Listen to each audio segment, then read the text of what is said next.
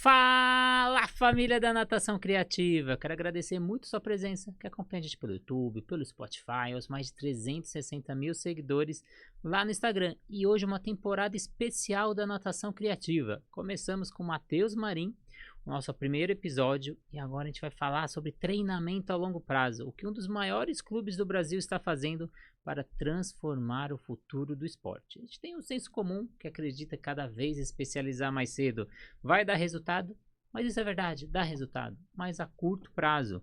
Os estudos mostram completamente ao contrário. Quase 90% dos atletas internacionais sub-18 não chegaram à elite adulta. Durante décadas, o esporte brasileiro foi construído sobre uma lógica relativamente simples: descobrir talentos, treinar muito, competir cedo e buscar resultados rápidos. Ainda mais nesse mundo de tecnologia que a gente vive hoje. Cada vez a gente quer resultados mais rápidos. Mas será que esse modelo ainda faz sentido nos dias atuais, com a ciência mostrando o contrário? Será que estamos formando atletas capazes de permanecer ativos por toda a vida? Ou estamos criando gerações que abandonam o esporte ainda na adolescência? Nessa temporada especial do podcast da Natação Criativas, vamos mergulhar em uma das transformações mais importantes que estão acontecendo dentro do esporte nacional. O Esporte Clube Pinheiros, uma das maiores instituições mais tradicionais, vencedoras e influentes do Brasil, decidiu repensar sua forma de desenvolver pessoas através do movimento. Nasce então uma nova filosofia integrada baseada em ciência, desenvolvimento humano, alfabetização física, esporte para toda a vida. Pega essa frase, esporte para toda a vida, e construção de ambientes esportivos capazes de formar não apenas campeões, mas cidadãos fisicamente ativos aos 20, 40, 60 e até 80 anos. E para abrir essa temporada, receberemos Rafael von Heiding, um dos profissionais envolvidos diretamente nessa construção desde o início. Hoje vamos entender por que talvez o maior legado do esporte não seja uma medalha olímpica, mas fazer com que alguém nunca abandone o prazer de se movimentar. Muito obrigado pela presença, Rafael. Falei seu sobrenome certo? Sim, Renato. Bom dia, é um prazer estar aqui com vocês nesse canal tão bem conceituado em nosso país. É uma honra estar aqui e poder falar um pouquinho de esporte junto com vocês. Rafa fala de bem conceituado. Fomos eleitos o melhor podcast 2025 na seção de esportes, graças a vocês que votaram na gente. E esse ano a gente vai concorrer de novo. Aguardem seus dedos para mais uma votação, para a gente mostrar a força da natação. E hoje vamos falar sobre uma nova filosofia para o esporte brasileiro. Mas antes de entrar nesse assunto, vamos agradecer os nossos parceiros, a Flote, materiais de natação. O que você faz com os materiais de natação quando eles são descartados? Você já imaginou? O que acontece com esses materiais? Uma prancha ou até mesmo as raias de 25 metros? A Flote pensou por você. Entrou na USP e fez um estudo durante 2 anos para criar a raia Paris Bio, totalmente biodegradável, pensando no meio ambiente e, claro, na água, que a gente ama tanto. A Flote fez a sua parte, agora chegou a sua vez de fazer sua parte. Está na hora de você trocar as suas raias pela Paris Bio e também pensar no meio ambiente. Plataforma Educar, com mais de 200 cursos para você estudar onde quiser, como quiser, quantas vezes quiser, tudo com certificado. Hoje nesse podcast a gente vai falar a importância de estudar, a importância de você ir atrás de estudos, conhecimento, e dentro da plataforma a gente tem mais de 100 profissionais envolvidos, mais de 200 cursos, não tem desculpa, você consegue estudar aí no conforto da sua casa. A gente fez uma live falando sobre esse tema e está lá na nossa plataforma. Acessa lá, confere que está imperdível. O aplicativo da SwimTrack, você quer trazer tecnologia para dentro da piscina? Todos os dados na palma da sua mão, faça avaliação pedagógica, aeróbica, anaeróbica, envie vídeo, faça chamada, tudo que você precisa na palma da sua mão. Praticamente o preço de 1 ou 2 clientes seu, agregando mais valor para o seu trabalho. A Sobrasa, Sociedade Brasileira de Salvamento Aquático. Seja voluntário Sobrasa, assim como eu sou. São mais de 8 mil voluntários, mais 17 ações diárias. Faça a sua parte, seja voluntário e leve ações para a gente diminuir o caso de afogamentos pelo Brasil. E a Raizo, nova metodologia no mercado, trabalhando gamificação dentro da piscina. E o The Office Studio, onde a gente está presente hoje, realizando essa gravação no coração de Pinheiros, próximo do metrô, próximo do trem, próximo da Faria Lima, Marginal Pinheiros. Ótimo acesso para você gravar os seus podcasts. Mas vamos para o nosso assunto, para o que a gente veio hoje. Rafael, acredito que muita gente conhece o Pinheiros pelos títulos, pelos atletas olímpicos, pelas medalhas internacionais mas talvez poucas pessoas saibam que existe hoje uma mudança estrutural acontecendo dentro do clube. Eu acho que faz sentido a gente começar exatamente desde lá do começo, pela essa visão macro, para começarmos a contextualizar todo o nosso público. Você poderia apresentar o projeto desenvolvido pelo Pinheiros, a filosofia integrada e explicar quais foram os principais objetivos que motivaram essa criação? Claro, Renato, vamos lá. Bom, o esporte é um fenômeno importantíssimo para a sociedade, que cresceu muito nos últimos tempos, e o Pinheiros acompanhou esse processo, né? Só que chegou um determinado momento que os clubes que são da sua natureza esportiva, eles precisavam entender o que é esporte e para onde eles queriam chegar, aonde eles queriam chegar com o esporte, né? E aí começa a filosofia, aí começa o projeto de determinar quais são esses caminhos, né? Eu trabalhei muito tempo como personal e às vezes vinha uma pessoa que não era atendida por mim para pedir um conselho, para pedir uma sugestão e já estava sendo atendida por uma outra pessoa, né? E eu dava a seguinte orientação: melhor do que é, melhor do que um caminho. Nossa, peraí, travou. Você quer que Vamos, comece a pergunta vamos desde de novo, Você quer então. que comece a pergunta desde o começo? Te Quero, ajuda? fazendo um favor. Tá, não tem problema. Vamos aproveitar que é gravado Não, tem problema. até eu esquentar.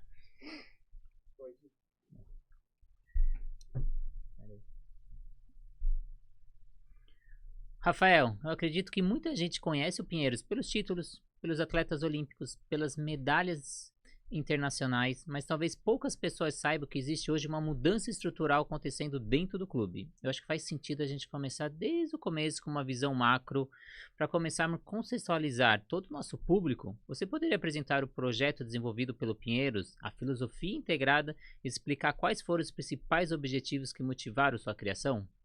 Claro, Renato, vamos lá. Bom, o Pinheiros, por sua natureza, ele desenvolve esporte, né? É uma cultura de clubes, né? Isso é natural. As pessoas buscam o clube para ter algum tipo de conexão com atividade esportiva. E um clube que tem como case principal o esporte, ele precisa entender o que é o esporte e aonde ele quer chegar com o esporte, né? Então, aí começa a filosofia e aí surge o projeto para determinar essas diretrizes, né? Porque se a gente tiver diversos caminhos para direções diferentes, por melhores que elas sejam, né, nós não conseguimos chegar na melhor solução. Então, a gente reuniu os melhores profissionais do Esporte Clube Pinheiros, estudiosos da linha da pesquisa, profissionais da linha da prática. Foram feitas diversas reuniões para estabelecer um manual de diretrizes, né? E por que integrada, né? Porque cada esporte carrega uma cultura que precisa ser preservada. Essa cultura ela é fundamental, ela é importante. Mas acima do esporte nós estamos falando de desenvolvimento humano. E quando nós falamos de desenvolvimento humano, existem diretrizes, né, que são únicas, né? Que independente se a pessoa está sendo desenvolvida pelo karatê, pelo basquete ou pela natação, ele vai passar por um processo de desenvolvimento humano, né? Então, esse é o grande objetivo do projeto, é determinar diretrizes para que a gente consiga atingir resultados maiores e melhores para os nossos associados e também para todos aqueles que se espelham no trabalho que é desenvolvido pelo Esporte Clube Pinheiros.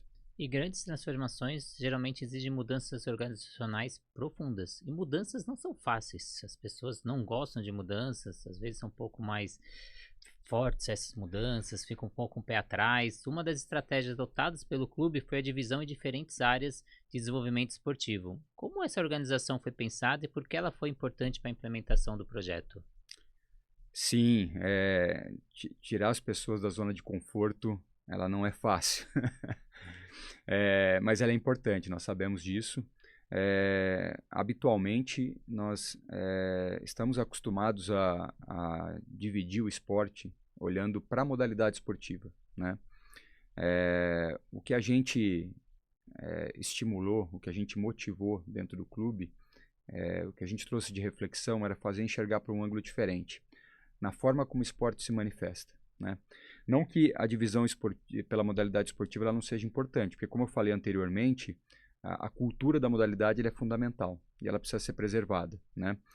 Mas nós reparamos, né, existem, por exemplo, a Austrália é uma referência muito positiva disso, mas a Austrália passou a tentar entender como que as pessoas interpretam o esporte, né, independente da modalidade esportiva que ela esteja.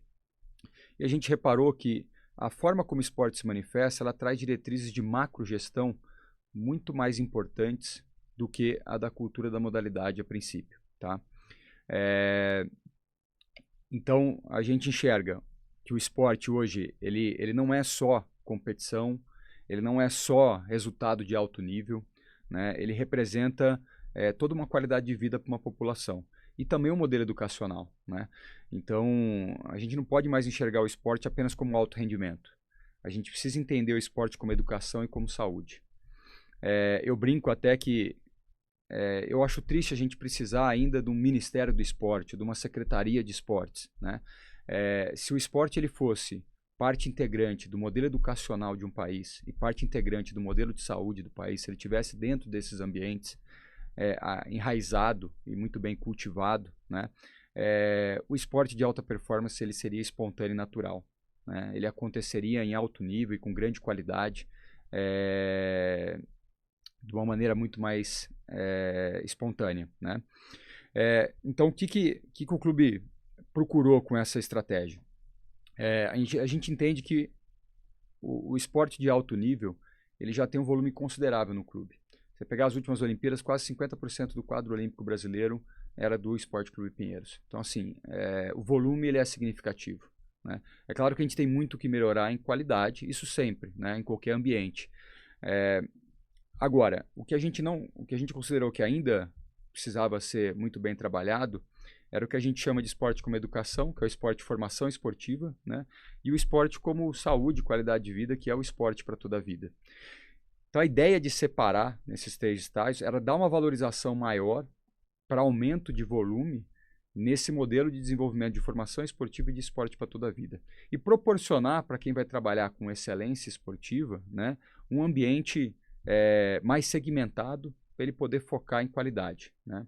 Então, esse foi o grande objetivo de tratar como macrogestão as manifestações. Lembrando que a gente não está desconsiderando as modalidades. Dentro de cada manifestação existe a modalidade e a cultura da modalidade, né? Cada uma delas tem os seus aspectos, as suas raízes, né? E a gente preserva ela. Mas agora a gente preserva ela em 3 níveis, né? A gente preserva ela a nível de formação esportiva, a nível de excelência e a nível de esporte para toda a vida. Você falou um termo muito poderoso que gera um conceito importante que é o esporte para toda a vida. Dentro dessa filosofia, em que momento surgiu o conceito desse conceito esporte para toda a vida e qual o problema que ele busca resolver? Isso é justamente o que a gente vinha falando, né? Uma linguagem que vem sendo aplicada muito nos países que foram pioneiros aí no modelo a longo prazo, como uma forma de fazer a população entender que o esporte é muito mais do que o entretenimento, que ele é muito mais do que a alta performance, que ele é para a vida, né? As pessoas precisam compreender. Então, quando você pega aquela fase da adolescência, que a gente escutou muito já pais falando, né? Mas não, se você não vai virar atleta, deixa isso, vai estudar, vai trabalhar, não adianta, né? Então, quer dizer, é uma imagem ainda muito precária de que o esporte ele tem só um papel social, né? E não é, a gente sabe que, ainda mais com a influência da tecnologia cada vez maior, cada vez mais precisamos de movimento humano, né? E o esporte é a principal ferramenta para levar o movimento humano. Então ele é para a vida, tá? Ele é para a vida. E ele trabalha com a motivação intrínseca, porque ele é lúdico, né? O esporte, em sua maioria, ele é lúdico. Então você tem na criança, no jovem, o desejo, né? Ou até no adulto, né? O desejo pela prática esportiva, né? Então é muito mais fácil você cumprir aquela necessidade biológica através do esporte do que qualquer outra situação, né? Então, ainda é difícil das pessoas assimilarem, mas é um conceito que já está inclusive na nova Lei Geral de Esportes, né? E que a gente quer fazer com que a população acostume o esporte para toda a vida. Você usou um outro termo super importante que é a ludicidade, o brincar. É importante a criança passar por esse processo, que é onde ela cria personalidade, ela consegue entender os limites, as regras, respeitar o próximo. Só que ainda o brincar é visto como uma coisa, às vezes, negativa. Quem nunca ouviu a frase, o que aquela criança está fazendo? Ah, ela só está brincando, como se ela estivesse no ócio e ela não estivesse aprendendo. E a gente vê a introdução cada vez mais forte desse lúdico, desse brincar, dentro das modalidades esportivas no geral, até mesmo dentro do ambiente escolar, mas eu percebo isso sempre na primeira infância. Eu vejo que isso vai se perdendo ao longo do tempo. Você acha que é importante a gente continuar com esse processo mesmo em outras categorias? Ou até onde, ou não tem limite para a gente utilizar esses jogos, essas brincadeiras? Até onde a gente pode ir com isso? O grande X da questão é aquele termo que eu usei, que é da motivação intrínseca, né?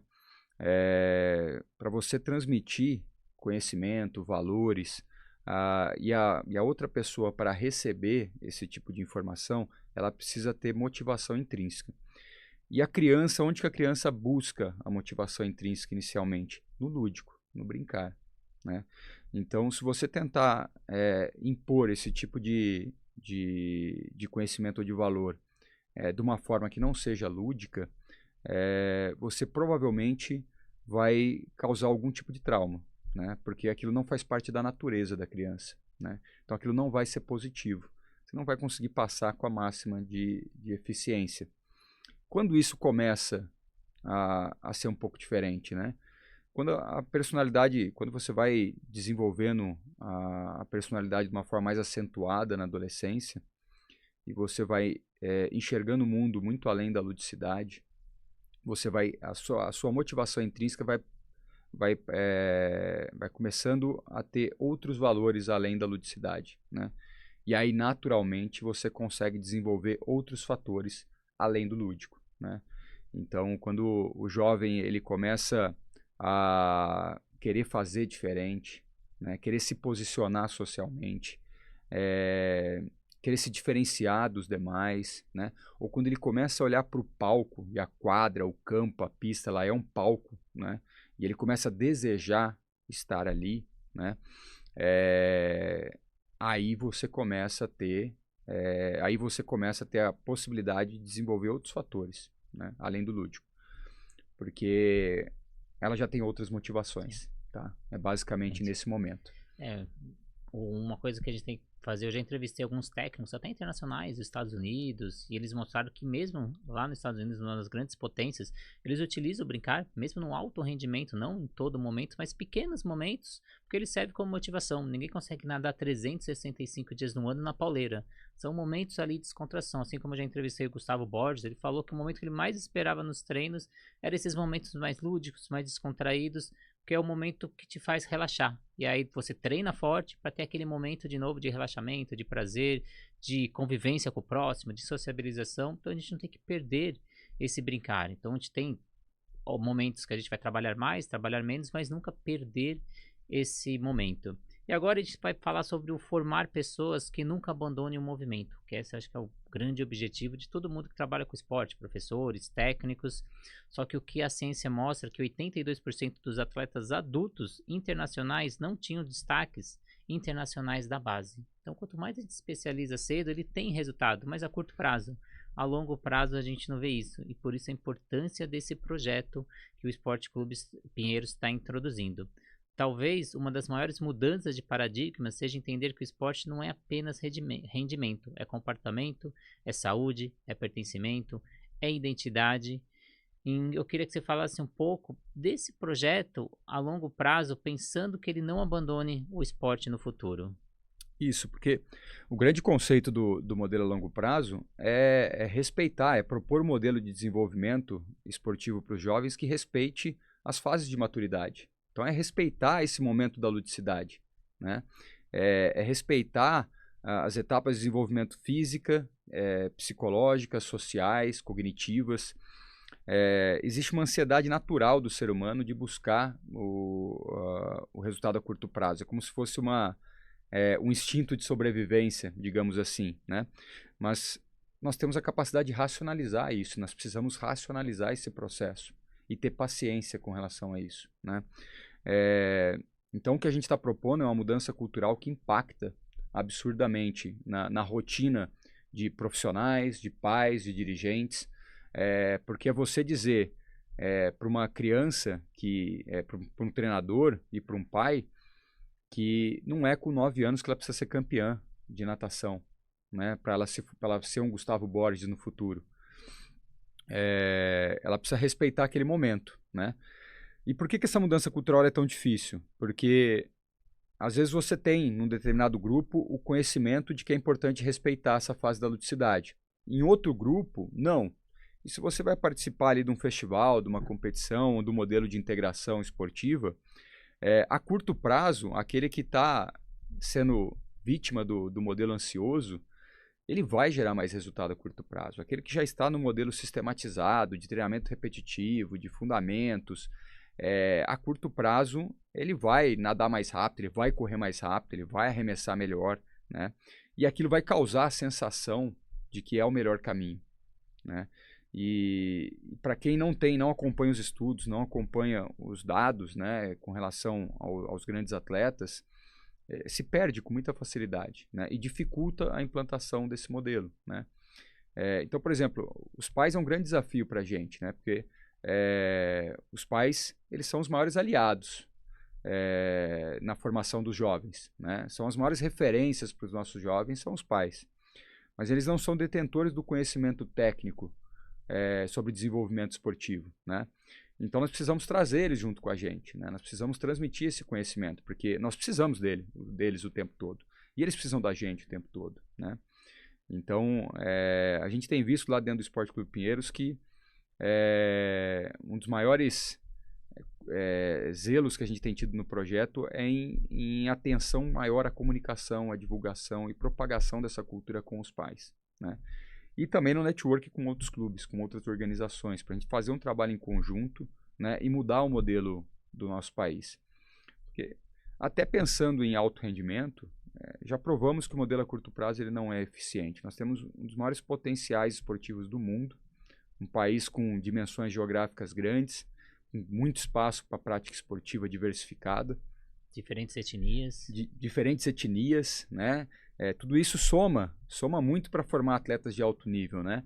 Nós temos se eu não me engano, nós estamos aí entre as 10 maiores populações do mundo, né? Mas a gente não consegue ficar entre os 20 primeiros numa Olimpíadas, né? E por que isso, né? Por quê? E um dos motivos, sem dúvida nenhuma, é a ansiedade do desenvolvimento. Está refletindo até no futebol, né? Não tem comparação a genética do brasileiro para o futebol, que vem de gerações, é neto, bisneto de jogador já. Isso carrega uma carga genética, né? Uma cultura, uma monocultura esportiva dentro do Brasil, onde 90% da população tem algum tipo de contato com o futebol. Então, quer dizer, e como é que a gente não está conseguindo mais, né, ser uma referência? Como é que a gente chega numa Copa do Mundo e não é o favorito para a Copa do Mundo, né, como nós estamos vivenciando agora, né? E muito está ligado à ansiedade, né? Nós estamos propondo cargas excessivas de treinamento e uma pressão psicológica ao redor de jovens atletas muito cedo, muito cedo. Então, eu lembro do Neymar com 10 anos, uma pressão da mídia ao redor já desse menino gigante, né? E o quanto isso estava fazendo bem para ele, ou quanto isso não está refletindo agora na carreira a longo prazo dele, né? No sucesso a longo prazo dele, né? Então, enfim, é inegável que ele é um talento, é inegável o potencial dele, né? Será que ele não poderia ter gerado ainda mais resultados, né, do que ele gerou? Não que ele não tenha gerado durante sua carreira, né? Mas será que ele não poderia ter sido mais? Então, cabe essa reflexão dentro do cenário nacional. Você falou muita coisa rica, Rafael, que eu vou ter que destacar. Primeiro, a propagação para os pais, familiares, mesmo atletas. Então, por isso a importância de uma entrevista como essa. Se você está assistindo essa entrevista, compartilha com pais, com atletas. É muito importante essa informação chegar ao maior número de pessoas.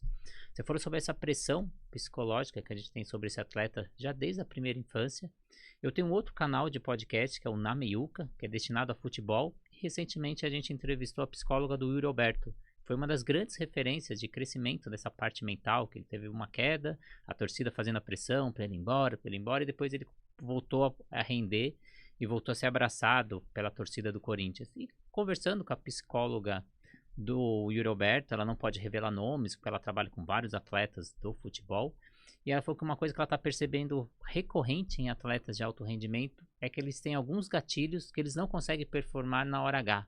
O que é esse na hora H? No último pênalti que ele tem que fazer o gol, no último lance do jogo que ele tem que fazer aquele gol e ele perde aquele gol. Fala, meu Deus, até minha avó fazia aquele gol.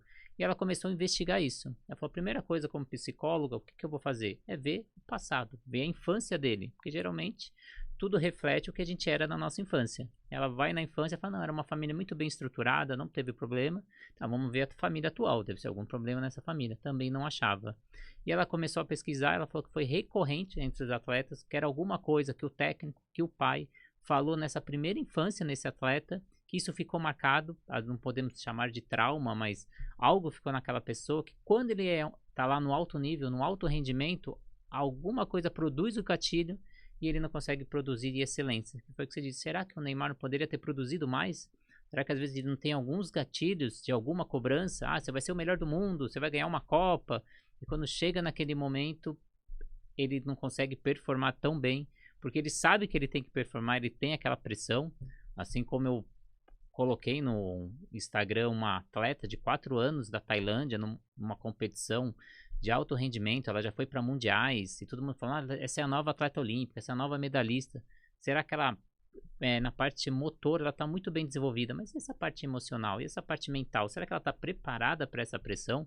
De quando chegar o momento dela performar, ela vai estar preparada, de todo mundo falando, ela com 4 anos, que ela tem que ganhar aquela medalha. Então é algo que a gente já tem que pensar lá na base, e é uma coisa que vocês chamam de alfabetização física. O que esse conceito significa e por que ele é considerado uma das bases para uma pessoa permaneça ativa durante toda a vida? Inclusive para conectar com o conceito, né?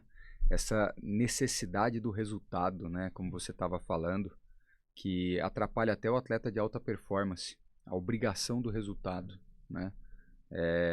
Deve ser muito dos desafios enfrentados por essa psicóloga, de tentar tirar esse excesso de foco, né, do atleta para ele poder performar. Eu acho um barato. Eu vi uma entrevista que eu achei muito legal da Rebeca durante as últimas Olimpíadas, que a repórter perguntou para ela, o que você pensa antes da competição, o que está passando pela sua cabeça, né? Olha só, né, a repórter na inocência, né, mas colocando uma situação de pressão já na atleta, né, naturalmente, né?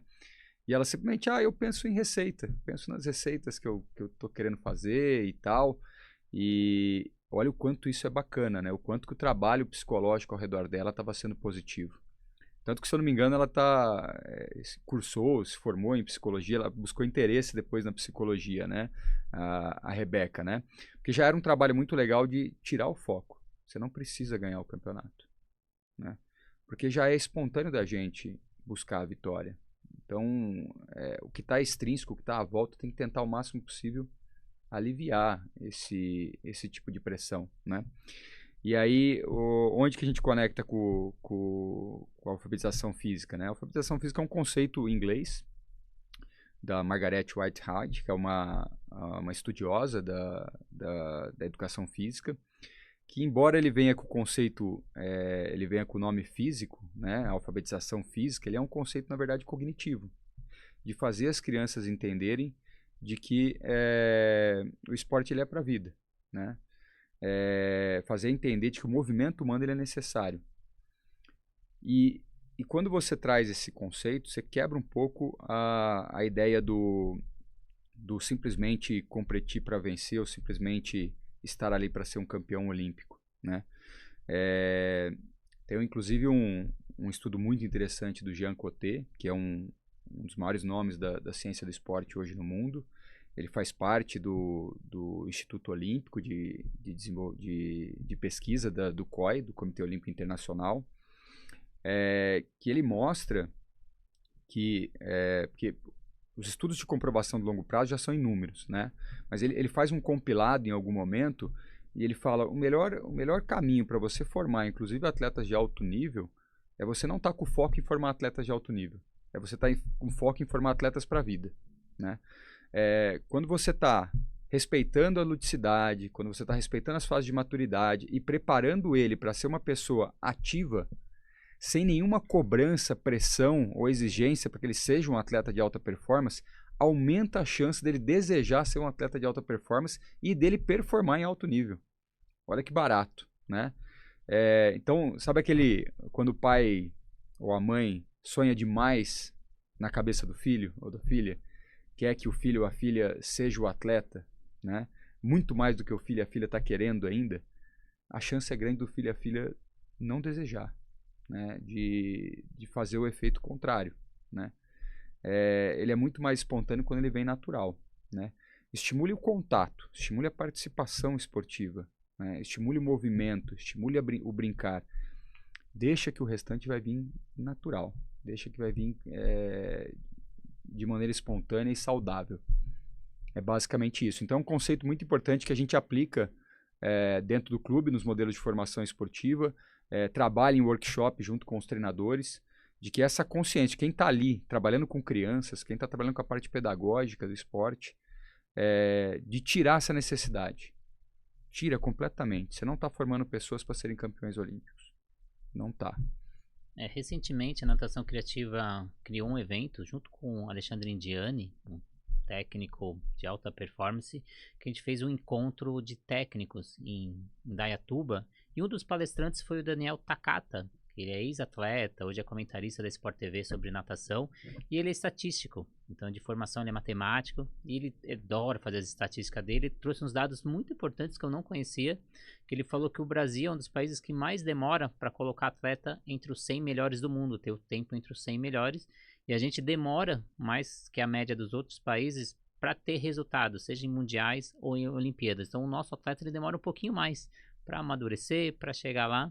E se a gente demora esse tempo maior, então para que a pressa de a gente se especializar tão cedo? Porque já temos o período, desde que ele iniciou o esporte até uma medalha olímpica, demora aí por volta de 15 a 18 anos. E ainda o nosso atleta demora ainda mais, comparado a Estados Unidos, Austrália, que são grandes potências da natação.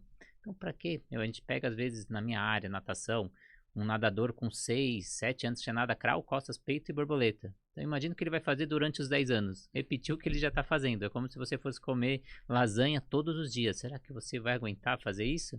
E aí eu queria que você falasse de outro conceito importante, que é o desenvolvimento positivo para jovens. O que seria e como isso pode contribuir para formar não apenas atletas, mas pessoas mais autônomas, resilientes e preparadas para a vida? Sim.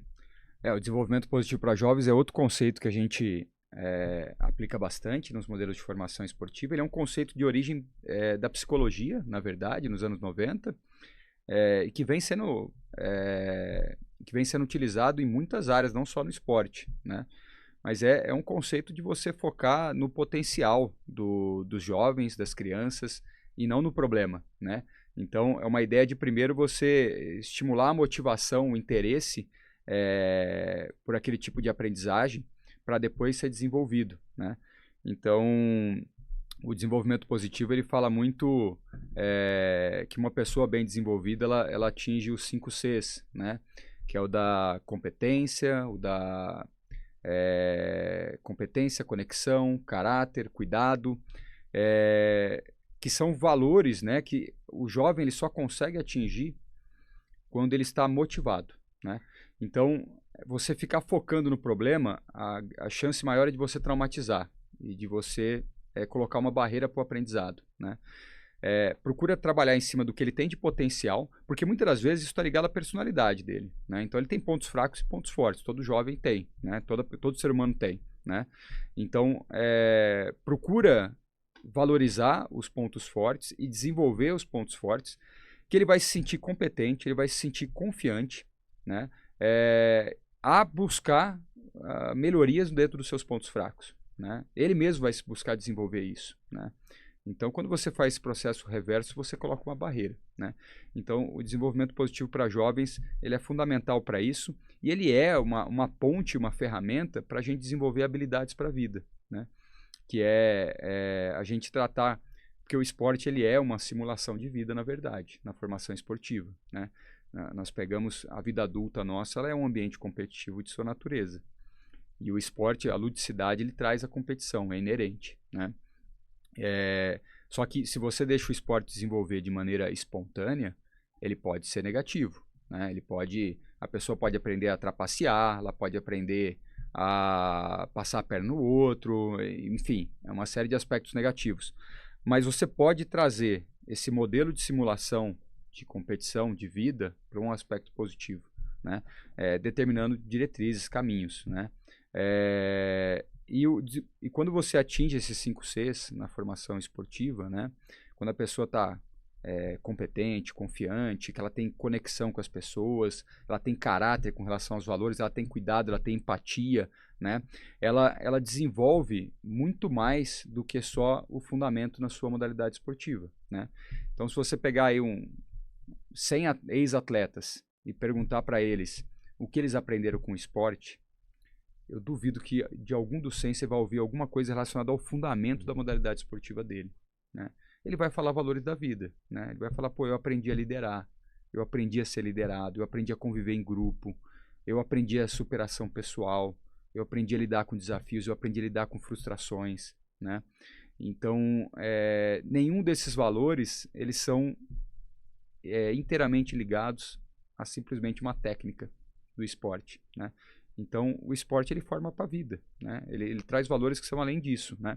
Então, o desenvolvimento positivo para jovens ele é uma ponte para fazer com que os técnicos e professores tenham a capacidade de desenvolver aquela pessoa para o mundo, né? Para lidar com o mundo. Então, hoje, para a gente lidar com o mercado de trabalho, para a gente lidar com a família, para a gente lidar com os desafios da vida, o esporte foi lá atrás uma ferramenta educacional imprescindível para isso. Até revelar para quem não sabe, eu trabalhei 10 anos no Esporte Clube Pinheiros, trouxe até uma camiseta que ficou de herança. E aí tinha um contato com os pais bem nesse período de mudança do formativo para o competitivo. E às vezes nas reuniões, conversa com os pais falam, mas eu não tenho perfil competitivo, eu não gosto de competir, meu filho não gosta de competir, a gente não gosta desse ambiente. E eu falo, mesmo que você não goste, mas deixe ele experimentar, nem se for por 1 ano, 2 anos, porque os valores que ele vai aprender durante esse 1 ano, 2 anos, vai ser pro restante da vida. Como você disse, resiliência, respeito pelo próximo, dedicação, disciplina, horário. E isso é muito importante para o ser humano, que isso vai ajudar na escola, no trabalho, na convivência familiar, na convivência amorosa. São valores que permeiam a vida inteira. Eu tive o privilégio de vir da área do esporte, de também tentar ser atleta, e além disso eu fui militar, fui do exército, que são outros valores que são muito enraizados, que eu falo que é para a vida inteira. Uma vez dentro do exército a gente teve uma palestra, a gente viu que as 100 maiores empresas do Brasil, a grande porcentagem eram lideradas por ex-militares, de mostrar como esses valores são importantes e como a gente se destaca no mercado de trabalho quando você chega com esses valores tão fortes. Só que existe um dado muito preocupante, que é o sedentarismo. Então, tem dados da OMS que mostram que os níveis de inatividade física continuam crescendo em diversas faixas etárias. Na população brasileira, 47% da população é sedentária. Se a gente olhar para os jovens, 84% dos jovens são inativos. Então, o que esses números revelam sobre a forma como estamos oferecendo experiências esportivas para crianças, adolescentes e adultos? Pois é, né? E alguns dizem que a educação física na escola não é importante, né? Talvez a educação física é uma ciência recente, né? E ela ela está em processo de amadurecimento e de conquista de confiança social, né? Então, talvez por não ter sido da melhor qualidade possível que foi apresentado até hoje, as pessoas talvez não valorizem, né? Mas, infelizmente, o esporte ele não é acessível num país como o nosso, né? Não está aí para todo mundo, né? Ainda que algumas pessoas na periferia ou no interior conseguem ainda brincar na rua, mas é muito pouco, é muito raro, né? E era a forma de acessibilidade que nós tínhamos, né?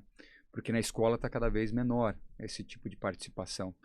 E esse dado de sedentarismo, de inatividade física, ele é muito alarmante no Brasil, né? Ele é alarmante em todo mundo, porque quanto mais tecnologia, maior a necessidade de movimento humano, e ele aumenta no mundo inteiro, tá? Os países que têm modelos de desenvolvimento esportivo mais avançados, eles estão conseguindo controlar melhor esses índices, né? E alguns até estão conseguindo reduzir, né? Mas não é fácil. Aqui no Brasil está muito difícil. Tá muito difícil. Esses 47% de sedentarismo representam o país mais sedentário da América Latina. E um país tropical, né? Quer dizer, a gente está perdendo da maioria dos países europeus, que fazem média de temperatura muito mais baixa que a gente, que sai para a rua para fazer um exercício é muito mais difícil, né? Quebrar a barreira, né? Do que um país como o nosso. E nós somos o 5º no mundo em sedentarismo. Então, pô, isso é absurdo. E quando a gente reflete isso nos jovens, que é muito maior, é essa ideia de enxergar o esporte apenas como alto nível, né? Porque só está continuando a praticar esportes aqueles que têm aptidão e desejo pelo alto nível, né? Que são uma parcela mínima da população, né? E os demais estão abandonando em algum momento. Então, muitos não têm acesso. Quando têm acesso, abandonam cedo por um modelo de especialização precoce ou por um modelo completamente desestruturado, né? E isso está refletindo na qualidade de vida da população. E isso mexe com o nosso bolso, inclusive, né? Nós temos um país que tem uma forte intervenção do Estado na nossa economia. Você pega dos pilares do poder público, os dois que a gente mais tem gastos é saúde e educação. Em muitos anos a saúde ficou em primeiro lugar, com maior despesa, né? E de acordo com a própria OMS, 70% dos óbitos no mundo eles são causados por doenças crônicas não transmissíveis. Quer dizer, doenças ligadas ao sedentarismo, né? Diabetes, hipertensão, problemas na coluna. Então, quer dizer, olha o quanto que o Estado não gasta com a saúde pública, quanto que o Estado não gasta com o SUS por causa da inatividade física, né? É por isso que eu falo, o esporte ele tem que ser pasta fundamental na área da saúde. Ele tem que ser pasta fundamental na área da educação, né? O Brasil ele precisa passar a assimilar o esporte de uma outra maneira. Então, é por isso que a gente fala tanto em formação esportiva, né?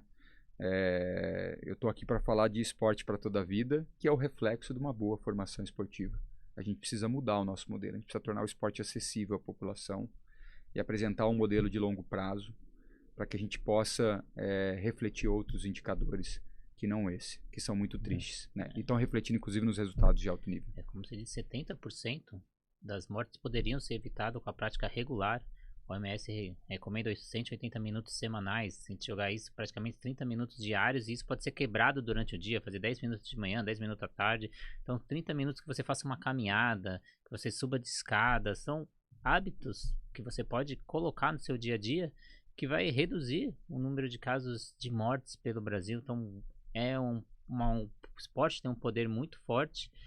E agora a gente vem para outro tema também muito forte que a gente precisa discutir, que é o abandono esportivo na adolescência, que é um dos maiores desafios atuais. A gente tem uma meta-análise com mais de 13 mil atletas nacionais e internacionais que mostrou que o desempenho juvenil explicou apenas 2,2% da performance na fase adulta.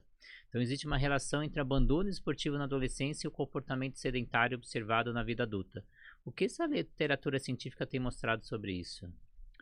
Sim, esse estudo aí ele é interessantíssimo, né? Mas ele é reflexo da especialização precoce, né? Porque quando você impõe modelos que não respeitam a fase de maturidade, você antecipa, né, situações e comportamentos, você gera traumas, ou físicos ou psicológicos, né, que fazem com que haja o abandono. Então, você citou logo no começo da entrevista um atleta, acho que da Tailândia, né, de 4 anos de idade, performando. É claro que sempre existem exceções, né, mas o que a ciência tem mostrado é que existe uma chance gigantesca, ou quase suprema, dessa jovem abandonar o esporte na adolescência, né? Na maioria dos casos não é nem por questão física, embora seja um volume significativo, né, de lesões, mas é pela perda do prazer pelo esporte. Perda de prazer pelo esporte, perda de prazer de estar naquele ambiente. Ele se tornou traumático. É uma pressão que a pessoa pede, pelo amor de Deus, para não estar mais ali, né? E quantos atletas profissionais a gente não vê abandonando, às vezes, o esporte, ou estando em estágio de depressão, né, por causa disso. Então, nós vamos falar, por exemplo, de exceção. Você pega, por exemplo, o Michael Phelps. Bom, o Michael Phelps, ele foi uma exceção, porque ele viveu uma especialização precoce, de certa forma. Ele teve um cenário de diversificação, ele é um exemplo de diversificação esportiva. Ele praticou muito mais do que só natação, e isso trouxe para ele um repertório muito amplo, para ele se tornar um atleta de alto nível. Mas ele foi, se eu não me engano, campeão mundial com 15 anos de idade. Tá? Tudo bem, ele foi uma exceção, mas, se eu não me engano, ele luta contra a depressão até hoje. Ele precisava ter vivido um modelo de especialização precoce para ser o potencial atleta que ele foi. Essa é a reflexão que a gente tem que fazer.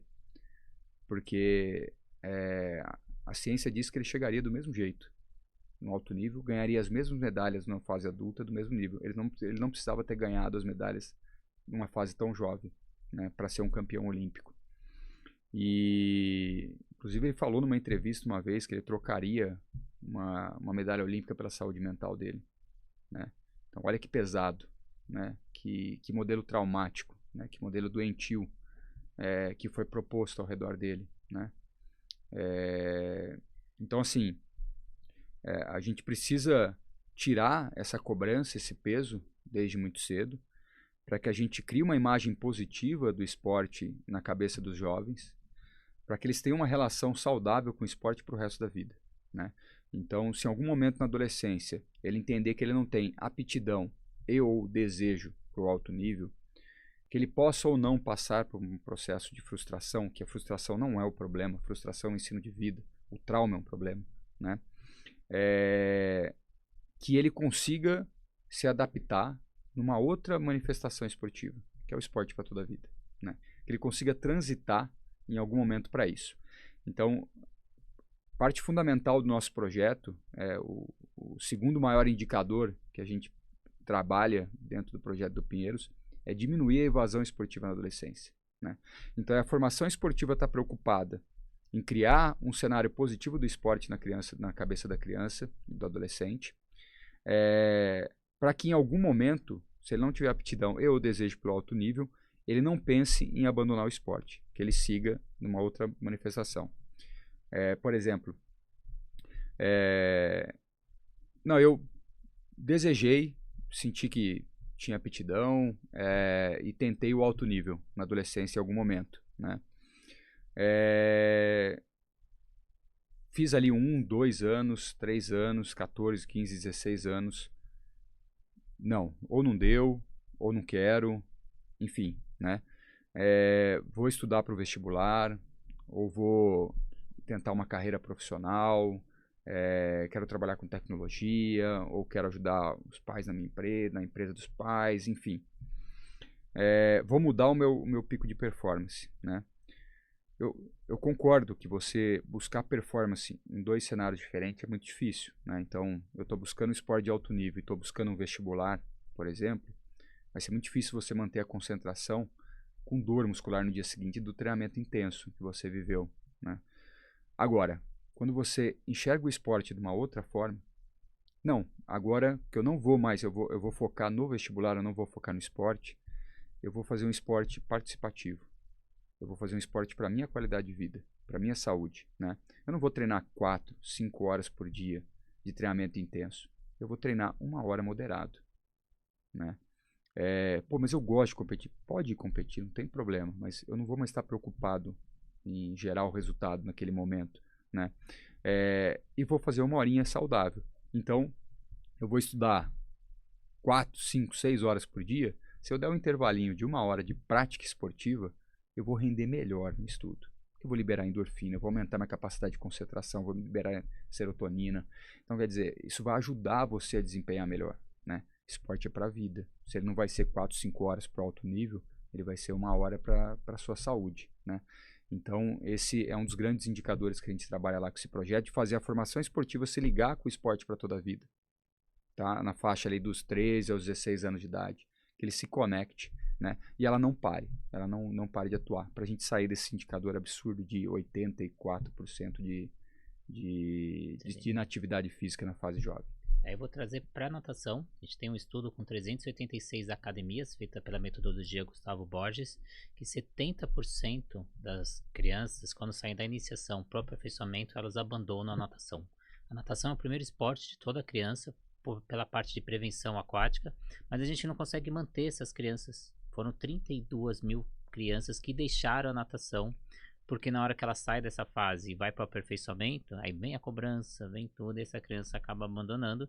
E você falou da parte mental, que é uma parte muito importante. Então, existem pessoas que treinam por obrigação, existem pessoas que treinam por prazer. Entender essa diferença talvez seja um dos segredos da adesão ao longo prazo. E a psicologia tem muito para ajudar a gente nesse processo. A teoria da autodeterminação fala sobre 3 necessidades psicológicas básicas: autonomia, competência e pertencimento. Como esses fatores influenciam a permanência das pessoas no esporte? Eu gosto muito da teoria da autodeterminação, porque ela reflete muito na atividade física na fase adulta, né? A teoria da autodeterminação, ela fala que para a pessoa se sentir autodeterminada a fazer algo, né, para ela se sentir motivada a algo, ela precisa cumprir essas 3 palavrinhas mágicas aí, né? Ela precisa de autonomia, competência e pertencimento. Autonomia porque ela precisa sentir que é dela. Então essa ideia de esse peso da obrigação, né, como a gente falou do resultado, ele também é da obrigação de fazer o exercício físico, né? Hoje em dia a pessoa se sente numa pressão absurda de que ela tem que fazer o exercício físico, né? E isso não vem dela, isso vem de cobrança da mídia, vem de cobrança de pessoas ao redor dela, né? Isso tira o senso de autonomia, não é dela, não está partindo dela, né? O segundo é da competência. As pessoas não se sentem competentes a praticar esportes, em sua maioria, né? É o que a gente estava falando, nós vivemos num país que o esporte não é acessível. Então a pessoa, muitas vezes, ela não teve contato, ela não sabe andar direito, tá? Quanto mais correr ou praticar um esporte. Então a pessoa chama lá, vamos jogar um vôlei de praia no final de semana? Ela fala não muitas das vezes porque ela tem vergonha, porque ela vai tropeçar, ela vai cair de boca, ela não se sente competente a desenvolver algum tipo de esporte, né? Não estou falando em ser bom ou não, em ter capacidade de fazer o esporte, né? Então, hoje as pessoas, ela não vai na academia porque ela vai precisar do instrutor o tempo inteiro, porque ela não consegue encostar no equipamento, ela não consegue exercer aquele movimento. A aprendizagem motora dela é muito limitada, né? Então, o senso de competência tira a motivação dela pela prática. E o senso de pertencimento, que eu acho que é o mais valioso de todos, né? A pessoa não se sente pertencente ao meio, né? E isso tira também a motivação. O que é não se sentir pertencente ao meio? Sabe aquela educação física escolar ruinzinha, né? Movida no joga bola e se vira, né? Aí quem tem mais aptidão, né? Quem teve ali uma genética favorecida dos pais, quem conseguiu de certa forma brincar ainda em ambientes livres, teve algum tipo de acesso ao movimento, tem uma aprendizagem motora mais rica, ela consegue desenvolver melhor, né? E naquele se vira nos 30 ali do jogar a bola, né? Era o futebol para os meninos, o vôlei para as meninas, né? Aquela segregação absurda que acontece em muitos modelos de educação física escolar. Aqueles que têm aptidão se sobressaem e os demais não se sentem pertencentes àquele meio, né? Procura sentar no canto da quadra, procura se excluir, né? E qual é a ideia que passa para a criança ou para o jovem? Isso aqui não é para mim. Esporte não é para mim, né? Então, muitas das pessoas que se conectaram com tecnologia cedo e que hoje têm dificuldade em controlar níveis de sedentarismo, ou gente que se conectou com outro tipo de universo que não seja o do esporte, né?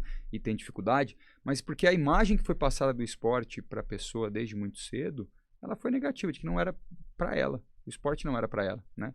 Então, esses 3 pontos, eles são os grandes responsáveis pela inatividade física na fase adulta e a dificuldade das pessoas em manterem uma rotina saudável, né?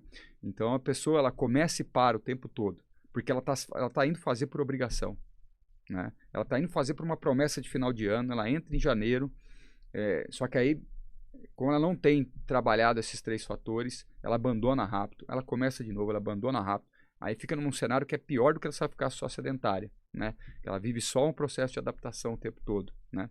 Então, dentro do esporte para toda a vida, quando a gente fala de esporte para toda a vida, a gente está falando já basicamente de adultos, ou jovens, 15 anos para cima e adulto, né? Em média, né? A gente está falando de pessoas que não tiveram essas 3 etapas no começo. Então, a gente precisa ter a consciência disso para desenvolver esporte com eles. A gente precisa retomar esses 3 fatores com essa pessoa. É como se a gente fosse viver um modelo de formação de uma forma diferente, né? Porque no modelo educacional, a criança está receptível a toda a informação, né? No modelo adulto, né? Que é o que a gente fala da andragogia, né? Que é o modelo de como ensinar adultos, né? A gente trabalha com a resiliência. A gente trabalha com a resiliência porque a pessoa já vem com os traumas. Ela já vem com todos os aspectos negativos de uma formação errada, né? E por isso ela é inativa. Então você precisa escutar essa pessoa, você precisa ouvir essa pessoa, você precisa se adaptar à realidade dessa pessoa, né? Eu falo que hoje um professor de educação física ele é muito mais psicólogo do que qualquer outra coisa, de maneira espontânea e natural, né? Porque nós estamos falando em mudar comportamento. E se você não identificar quais são os traumas dessa pessoa, você não muda o comportamento dela, entendeu? Pô, é competência? Não adianta você pedir para ela jogar um futevôlei, um nível de complexidade grande, esse é uma rampa de skate, né? Se o problema dela é competência, o mais simples possível. Você consegue sentar numa cadeira? Consegue levantar? Você consegue subir essa escada? Né? Vamos começar por simples. Você é competente sim, você não precisa desenvolver isso. Vamos desenvolver algo mais fácil inicialmente. Né? Como você tem cenários de pessoas que chegam completamente ansiosas, porque foram pessoas que só viram o esporte como alto nível, né? Abandonaram, quando não se tornaram atletas, abandonaram o esporte. Essa pessoa é carregada de traumas também, entendeu? Mas ela é extremamente competitiva, ela se motiva com a competição, mas ela não sabe lidar com a competição, né?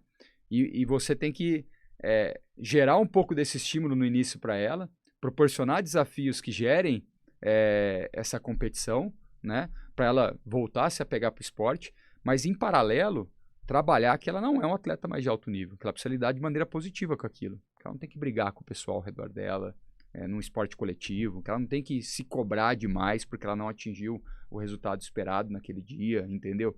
Então, a grande diferença que a gente fala quando a gente está no modelo de formação e no modelo de adultos, né, para lidar com adultos, é essa. Você já pegou a pessoa com traumas, agora você vai trabalhar a reconstrução desses processos, né?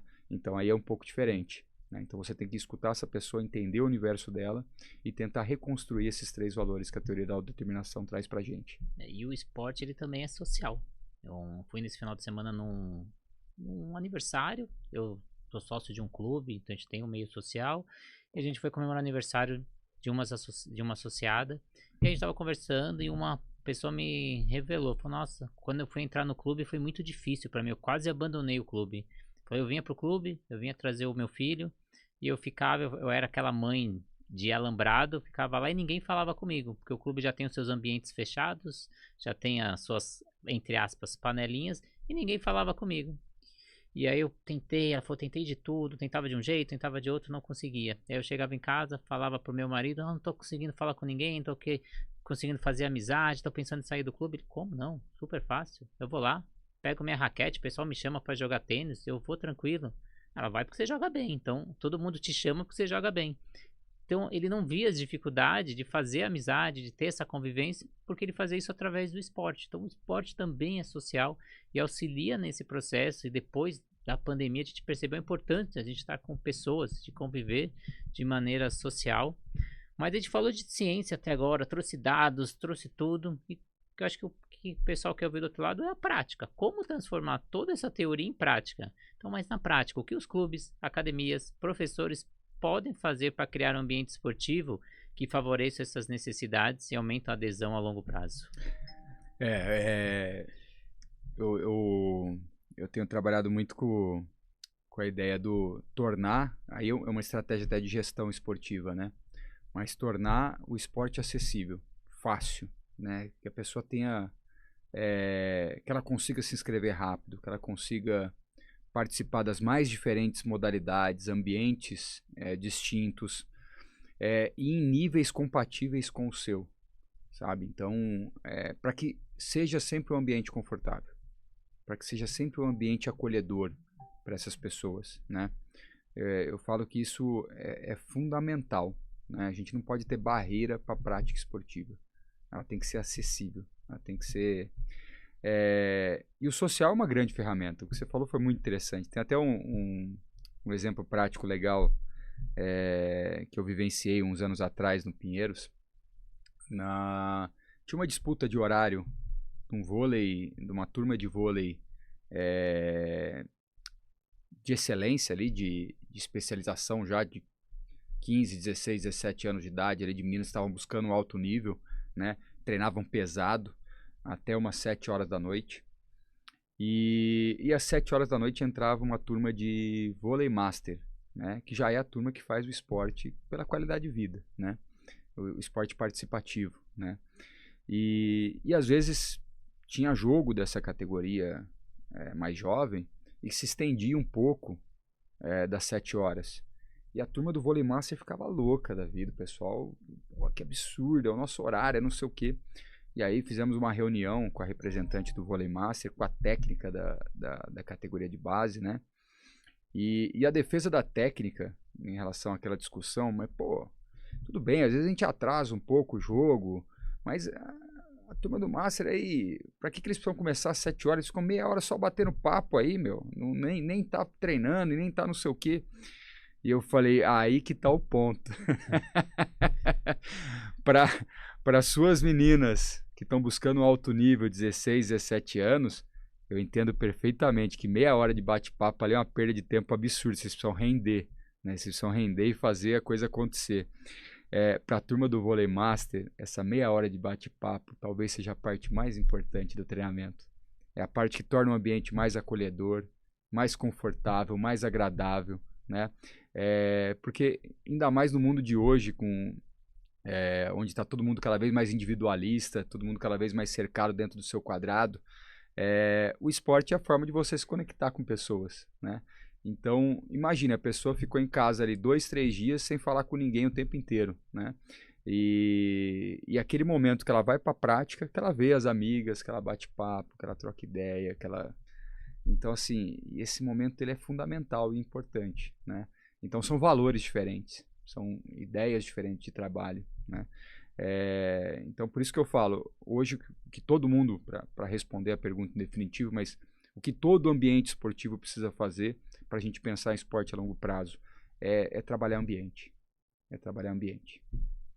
E muitos programas esportivos ainda utilizam metodologias muito semelhantes para crianças, adolescentes e adultos. E durante esse episódio a gente viu a diferença na característica da criança, do adolescente e do adulto. Quais são as principais diferenças metodológicas quando falamos em esporte para toda a vida? Sim, eu acabei antecipando um pouco isso anteriormente, quando eu falei um pouco da teoria da autodeterminação, né? Mas justamente, quando a gente fala de adulto, a gente fala em metodologia andragógica, né? A andragogia hoje é o conceito, a arte de ensinar adultos, né? Porque essa é a grande diferença, né? Você vai estar trabalhando com pessoas que já têm seus traumas, já têm suas verdades sobre muitos aspectos, sobre muitos assuntos. Então você precisa ser resiliente com esse tipo de situação para você conseguir desenvolver, né? E é um trabalho muito nobre, complexo, porque nem sempre você está dando uma aula individual, né? Você está dando uma aula em grupo, e pessoas com traumas diferentes e com necessidades diferentes, com objetivos diferentes, né? E que você precisa se atentar a tudo isso, né? Tem um exemplo bacana, eu conversando com um técnico de natação master no Pinheiros, e eu falei, como é que você trabalha com esses atletas que são federados, mas que não vivem do esporte, né? Eles são federados no adulto, às vezes saem para competir, um master, mas eles têm a carreira deles, eles têm o mundo deles, né? Você cobra muito deles, você gera algum tipo de pressão? Ele falou assim, jamais. Eu trabalho sempre com a motivação. Eu trabalho sempre na ideia de fazer com que ele tenha vontade de estar ali de novo no dia seguinte, de manter a rotina dele de prática esportiva. E eu falei, esse cara entendeu muito bem o papel dele dentro do esporte participativo, né? A pessoa que ainda está competindo no Master é porque ela tem prazer pela competição. E tudo bem, é um perfil dela, né?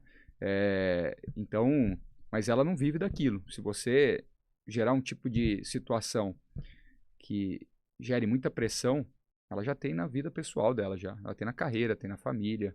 O seu ambiente já está cercado por isso, né? Se o esporte também for representar isso, você provavelmente vai afastar essa pessoa, né, do esporte. Eu tive uma situação também num dos Sescs aqui de São Paulo, logo que eu cheguei em São Paulo, que eu vim do universo do basquete, eu joguei basquete durante minha juventude. E quando eu cheguei em São Paulo era uma maneira de me enturmar também, né? Era buscar o esporte, né? Como você falou, é um valor social muito legal. Era uma maneira de eu interagir com as pessoas daqui, conhecer as pessoas daqui. E aí me deram a dica dentro do clube lá, falaram assim, olha, tem um pessoal que joga basquete ali no Sesc. Eu falei, pô, que legal, vou lá ver se eu consigo bater uma bola com a turma lá, né? Cheguei, tava tendo um treinamento para adultos e eu fui lá conversar com o técnico. Ele falou assim, olha, assiste hoje, veja como é que é o treinamento. Se você achar que é interessante, eu te coloco na turma, na aula seguinte. Pô, eu já não gostei, porque para eu sair da minha rotina, para eu ir praticar um esporte, já não é fácil numa cidade como São Paulo, né? Eu estava me acostumando a vir no interior, que a acessibilidade nos lugares era muito mais rápido, né? Já foi um desafio para mim ali, me locomover ali e tal, e já não ia fazer esporte aquele dia. Então já fiquei chateado, já foi uma primeira referência negativa. Sentei para assistir um pouco do treinamento. Os primeiros 15 minutos do técnico foram dedicados a dar uma dura em todo mundo, porque eles tinham feito um jogo amistoso uns dias antes e tinham ido mal. E 15 minutos dando dura em todo mundo, né? Eu fui embora, eu não assisti o resto do treino. Eu não estava ali para isso, entendeu? Eu queria simplesmente socializar, jogar um basquete, não estar preocupado com o resultado, né? E eu me deparei ali com um ambiente que não estava preparado para lidar com adultos, né? Não estava preparado, que não estava ciente do papel. Depois eu fiquei sabendo que o próprio Sesc reestruturou esse modelo por terceiros, né? E que bom, porque era importante, né? Faltou ali um pouco de consciência de qual é o papel nesse tipo de idade. Então essa é a grande diferença, né? De você lidar com o adulto e de você lidar com o jovem. Eu vou até passar uma experiência minha. Eu faço diversas palestras pelo Brasil. Em uma época eu fui fazer palestras para empreendedores, falar da importância da atividade física no dia a dia do empreendedor, que tem uma vida corrida e de trabalho. Aí eu falei todo o que a gente já fala, ansiedade, insônia, todos os benefícios do esporte. Aí um rapaz levantou a mão e falou, Renato, então eu acho que eu não me enquadro, não tá dando certo para mim, eu faço natação, eu sou uma pessoa muito ansiosa, eu não consigo dormir, eu tenho insônia, e você falou que a natação é bom para isso, mas para mim não tá funcionando, então tem alguma coisa errada comigo. Aí eu perguntei para ele, só me responde uma pergunta. Quando está finalizando o seu treino, você finaliza num revezamento, num tiro? O seu professor busca performance, sempre fazendo para você diminuir o tempo? Isso daí que é meu treino. Então isso não é um treino para você. O seu treino você tinha que terminar fazendo uma respiração, fazendo um alongamento, um relaxamento, uma flutuação, porque você está indo no horário do almoço, entre os seus períodos de trabalho, para relaxar. E não para ter mais carga de adrenalina na sua corrente sanguínea. É verdade. Então você tem que avisar o seu professor que o treino está errado para você, para o seu objetivo. E lá atrás as pessoas buscavam o esporte por rendimento. Só que hoje já tem estudo que 55% das pessoas procuram por saúde mental. E o técnico, o professor, ainda está entregando o objetivo de lá de trás. Ele não faz a simples pergunta. Você está vindo na natação por quê? Qual é o seu objetivo? Se ele soubesse que o objetivo do aluno dele era relaxar e diminuir a ansiedade, com certeza ele não estaria trabalhando treino, performance, melhorando braçada, diminuindo o tempo. Então, às vezes, eu tenho um olhar pro aluno e não um olhar pro esporte. E aí, para a gente caminhar para o fim, Rafael, considerando a dimensão e representatividade do esporte Clube Pinheiros, você sabe o poder que vocês têm, a responsabilidade dessa instituição, dessa magnitude de produzir conhecimento, inovação e referência positiva, não só para o Brasil, mas para outros clubes esportivos, criando uma nação mais saudável? Nossa, com certeza. Eu acho que o projeto é fruto disso. A gente tem que ter essa consciência. Eu acho que todos que vêm atuar no Esporte Clube Pinheiros, e você já esteve lá e com certeza também tinha essa consciência, o Pinheiros ele se tornou, como eu falei anteriormente, quase 50% do quadro olímpico era formado por atletas que eram administrados pelo Esporte Clube Pinheiros, né? Então, olha a representatividade, né, que o Pinheiros representa para o nosso país. Então, isso é fruto de um trabalho muito bem feito de anos atrás, dentro do Pinheiros, de crescimento do esporte ali dentro, né? De investimento consciente. E eu falo muito isso hoje lá no clube. O clube se tornou uma grandeza que todo mundo que atua ali precisa ter consciência dessa grandeza e dessa responsabilidade. Porque a gente recebe clubes do país todo o tempo inteiro, seja por ligações, por e-mails, por visitas. Falo com a consciência de que eu trabalhei em 2 clubes antes do Pinheiros e eu busquei o Pinheiros em diversos momentos como referência para o que eu estava desenvolvendo, né? Então a gente busca na ponta, sempre formado por grandes profissionais, por grandes pesquisadores e entendedores do esporte nacional. Então hoje o clube ele precisa ter a consciência da responsabilidade que ele assumiu durante a sociedade. Então o clube quis ser grande em algum momento, conseguiu ser grande e agora precisa assumir a responsabilidade da sua grandeza, né? Então a filosofia integrada ela vem com um papel fundamental de trazer o que a ciência e a prática têm de melhor, para que a gente possa transmitir também para outras organizações, outras instituições. Então, se o modelo ideal a longo prazo, por exemplo, contra a especialização precoce, quem é que tem que dar o primeiro passo? Quem é o primeiro que tem que se abdicar de um resultado de alto nível aos 9 anos de idade, por exemplo, né? Se não o Pinheiros, entendeu? Então, a hora que o Pinheiros dá o primeiro passo, é mais fácil para todo mundo dar o segundo passo, entendeu? Então, a gente fala muito isso lá dentro do clube com os técnicos, com os professores, com os gestores, com os dirigentes, voluntários, remunerados. É fundamental. A gente precisa ter consciência da responsabilidade social que a gente atingiu. Então, não é mais trabalhar só para dentro do Pinheiros, é trabalhar para fora do Pinheiros. Muito bem. E para quem é de outro clube, para quem é esportista, família, quer saber mais sobre esse projeto? Como te acha? Como que acha o Esporte Clube Pinheiros? Me deixo à disposição. Inclusive, eu deixo um e-mail de contato. Aí, eu sou muito disponível para isso. Eu sou muito favorável, inclusive, a isso. Tenho estimulado até o clube a criar um modelo de visitação, um modelo de integração, porque por mais que nós temos muitos profissionais e naturalmente a gente acaba gerando uma riqueza maior pelo volume até de pessoas envolvidas, né? Essas integrações trazem muito conhecimento para a gente, trazem muito, porque não podemos descartar que é uma realidade dentro de um ambiente, né? Então estamos falando de um clube multidesportivo no coração de São Paulo, com uma realidade, com uma cultura e com uma história, né? Quando a gente recebe outras organizações, a gente aprende demais com eles. Aprende demais, porque eles trazem outras realidades para a gente, né? Então, por exemplo, a filosofia integrada é um projeto que ela funciona muito bem nesse modelo. Não estou dizendo longo prazo, porque longo prazo é um conceito de desenvolvimento, né? Um sistema de desenvolvimento esportivo que o mundo deve absorver, né? Mas muitas das estratégias adotadas pela filosofia integrada, inclusive a divisão por áreas, ela serve muito bem para o cenário do Esporte Clube Pinheiros. Não quer dizer que vai servir para a Hípica de Campinas, não quer dizer que vai servir assim para o nosso clube de Limeira ou para clubes do interior, né? Cada um tem uma realidade e essa diversificação cultural ela é muito rica, né? Então, a gente tem e-mails disponíveis no próprio site do clube. Eu vou deixar o meu, inclusive pessoal, corporativo da empresa, para que sim, entre em contato e a gente troque essas figurinhas, com certeza. Queria agradecer demais a sua presença, Rafael. Agradecer também aos nossos parceiros, a Flot, materiais de natação, mais de 400 materiais no catálogo, tudo com ISO 9001, tudo testado para chegar com material de melhor qualidade para você. Plataforma Educar, se você quiser levar os nossos profissionais, mais de 100 envolvidos, para capacitar a sua equipe de trabalho, só entrar em contato comigo. O aplicativo da Swintrack, então tem o seu próprio aplicativo com o seu logo, com o seu nome. Se você tem as suas avaliações, sua metodologia, você consegue introduzir dentro desse aplicativo e falar que esse aplicativo é seu. Sobrasa, seja voluntário Sobrasa, acesse o site sobrasa.org, preencha um cadastro e receba um kit gratuito na sua casa.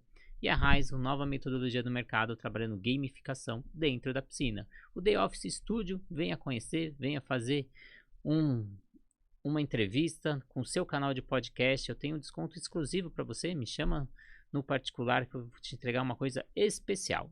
Então, Rafael, talvez a grande provocação dessa temporada seja justamente essa. Durante muito tempo perguntamos quantos atletas olímpicos conseguimos formar. Talvez a pergunta do futuro seja quantas pessoas conseguimos fazer permanecer apaixonadas pelo movimento ao longo de toda a vida.